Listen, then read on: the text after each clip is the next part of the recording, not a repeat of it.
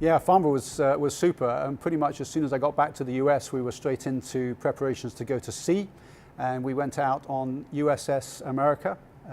That ship sailed from San Diego in October, and we joined the ship at the end of October for a 3-week period at sea, which is pretty much the highlight of what's been going on since I saw you last at Farnborough. So although it was only a 3-week period at sea, we had a couple of months of preparation, getting the pilots worked up, doing what's called field carrier landing practice, FCLPs, where you do day and night preparation for exactly the same maneuvers, the same types of maneuvers that you go and do at sea.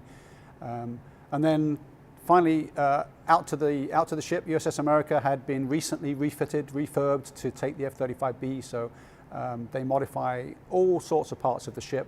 Unfortunately not the accommodation, which is not the most exciting part of the ship from my perspective. So we ended up on there, 3 weeks of exciting flying where we did day flying and night flying. We expanded the envelope out to pretty much the full envelope that we intend to finally give the customer.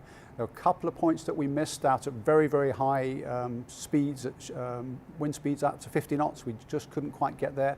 But one of the very impressive things we did was we looked at high ship motion. So we really got the carrier moving around in the big Pacific seas. Of course, it moves by night. If you find big seas, it moves by night as well as by day. So sleep was a challenge overnight. But during the daytime, got some fabulous motion going. And the F-35 really behaved tremendously well. The jet did great. It was really good.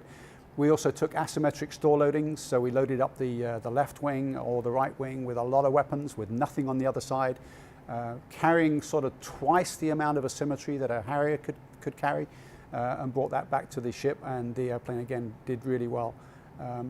Nighttime was interesting for us. We used night vision camera and did some trials there, and found some interesting things that we were really glad that we could put the airplane through its paces, and some things that we probably don't want the fleet to do because there's some safety questions there, but that was interesting work too. So DT3, big success. It's been the highlight of the last 6 months since Farnborough for me.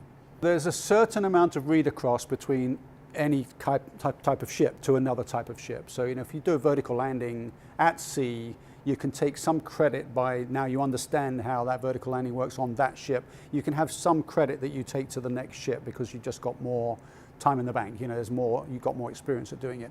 So it tells, I mean, what we've learned, we really do know how to take the F-35B to sea now, and the F-35C. We've done it many times. The B's been to sea 3 times, the C's been to sea 3 times on different boats.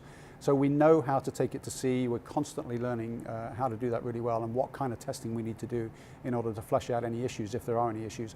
And specifically the vertical landings that we did on USS America are really useful to be able to say with a high level of confidence that we'll be safe when we try and vertically land on this ship. But of course what it doesn't do is help us with some of the other maneuvers. For example, ski jump. When we go off a ski jump for the first time on the Queen Elizabeth class, a real ski jump on a ship, that's going to be the first time that's ever been done, although we've done it at Pax River on a fixed ski jump, land-based ski jump. So the LHD trial helps with some of the things that we're going to do on the Queen Elizabeth, and then not so much with some of the others where we'll be doing it really for the first time on this ship.